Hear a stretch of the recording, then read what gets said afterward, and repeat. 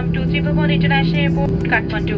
Here the local time is 32 minutes past 5 in the afternoon and outside temperature is 22 degrees Celsius. অনেকদিন যাবৎ আমি আর ফাবলিহা দেশের বাইরে কোথাও ঘুরতে যাওয়ার জন্য প্ল্যান করতে যাচ্ছিলাম। যেহেতু এটি আমাদের প্রথম ইন্টারন্যাশনাল ট্রিপ, তাই আমরা নেপাল ট্রিপই বেছে নিলাম। সব জল্পনা কল্পনা শেষ করে 12ই মার্চ দুপুরে আমরা নেপালের উদ্দেশ্যে রওনা দেই।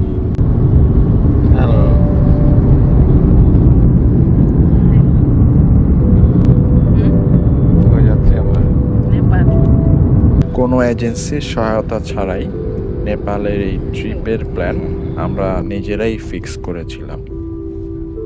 ঢাকা হযরত শাহজালাল আন্তর্জাতিক বিমানবন্দর থেকে দুপুর 3:45-এ ছিল আমাদের বিমানের কাঠমান্ডুর ফ্লাইট। শেষ আমাদের চেক ইন, ইমিগ্রেশন সব কিছু শেষ।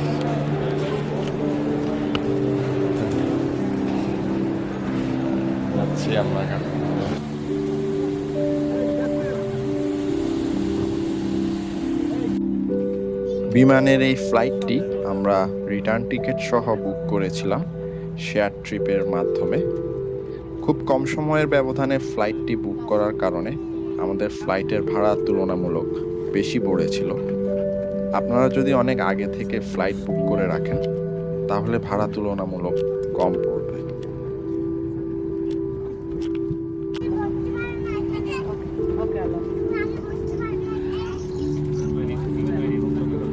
রোজার সময় হওয়াতে বিমান মাত্র 1.5 ঘন্টার ফ্লাইট হলেও আমাদেরকে নাস্তার পাশাপাশি ইফতারও দেয়। Respected passengers, we have now commenced our descent into Tribhuvan International Airport, Kathmandu. আপনারা যদি বিমানের রাইট সাইডের শুরুর সারির কিংবা শেষের সারির সিটটি বুক করতে পারেন তাহলে ল্যান্ডিংয়ের সময় আপনারা কাঠমান্ডু শহরের একটা সুন্দর ভিউ পাবেন।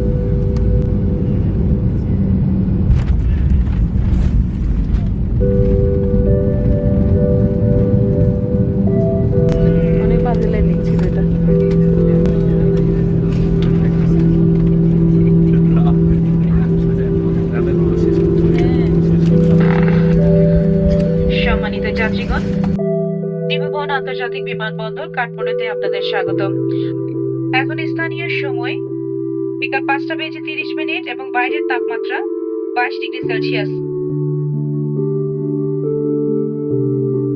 বিকাল 5:15-তে ল্যান্ড করার কথা থাকলেও কাঠমান্ডুর আকাশ কুয়াশাচ্ছন্ন থাকায় আমাদের বিমান ল্যান্ড করতে 15 মিনিট ডিলে হয়েছে।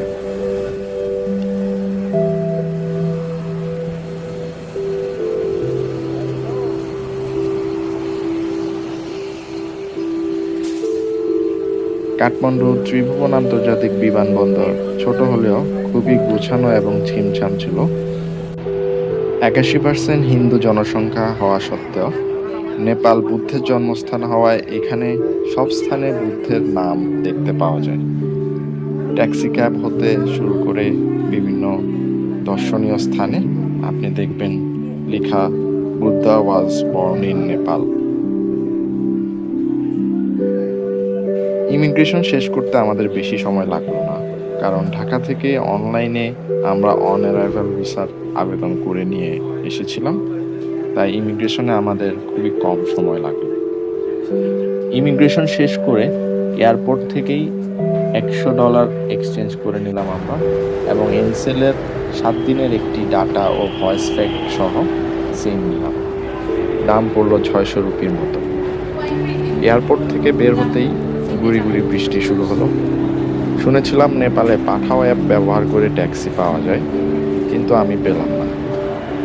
অগত্যা এয়ারপোর্টে দাঁড়িয়ে থাকা একটি ট্যাক্সি ভাড়া করলাম পোখারা যাবার বাস স্ট্যান্ডে যাওয়ার জন্য। ভাড়াটি হলো 1000 রুপি। পোখারা যাবার বাসগুলো সন্ধ্যা 7টা থেকেই ছেড়ে যায়। আমরা একটা বাসে উঠলাম। ভাড়া ঠিক হলো জন প্রতি 1200 রুপি।